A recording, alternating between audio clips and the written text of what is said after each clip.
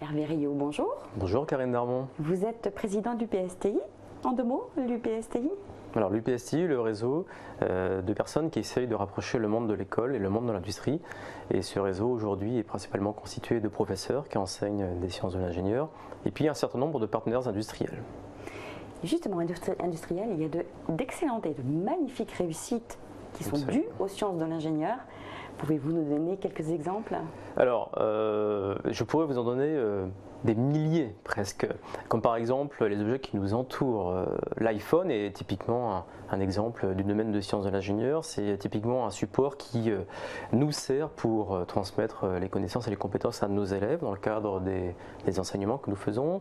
Nous avons tous les produits de l'électronique haute performance de toute dernière génération.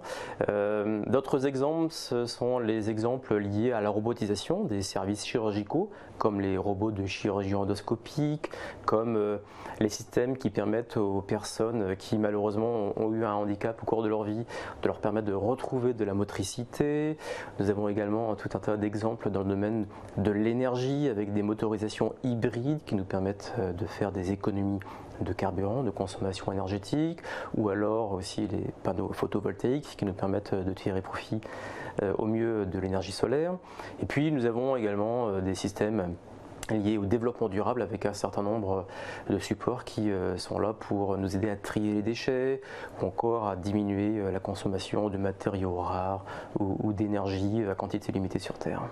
En clair, tous les secteurs sont impactés par les sciences de l'ingénieur? Absolument, tous les secteurs sont effectivement impactés par les sciences de l'ingénieur et on le voit très clairement, typiquement, lorsque nous organisons les Olympiades de sciences de l'ingénieur, un concours que l'UPSTI a créé il y a maintenant 7 ans de cela, destiné à valoriser les lycéens qui suivent un enseignement de sciences de l'ingénieur en filière scientifique sciences de l'ingénieur ou alors en filière STI 2D.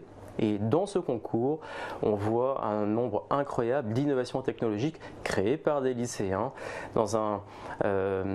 avec un nombre de secteurs d'activité industrielle absolument faramineux dans le monde de l'énergie, du transport, de la communication, de l'éducation. Quelques exemples? Quelques exemples, ce que je vous ai cité tout à l'heure, à savoir avec un système de communication, des élèves ont réussi à développer une solution logicielle qui vous permet, lorsque vous êtes complètement perdu quelque part sur Terre, d'avoir automatiquement un appel au service de secours qui vous géolocalise tout de suite. D'autres exemples qui vous permettent de donner de l'assistance à des personnes qui ont eu un handicap au cours de leur vie. D'autres exemples qui vous permettent, à travers l'écoute d'une musique, de dessiner tout seul la partition. C'est comme si vous aviez un système qui vous reconnaît automatiquement la musique et qui en direct vous écrit cette partition. Et puis un dernier exemple, c'est par exemple un système qui est capable pour des surfs de neige de remonter tout seul les pentes de ski afin d'éviter de prendre les tire-fesses ou le remontée automatique. Bref, si je vous entends, sans sciences de l'ingénieur, nous ne sommes rien. Sans sciences de l'ingénieur, nous aurions beaucoup moins de facilité à évoluer dans la vie avec les objets qui nous entourent aujourd'hui. Hervé Rio, merci. Je vous remercie.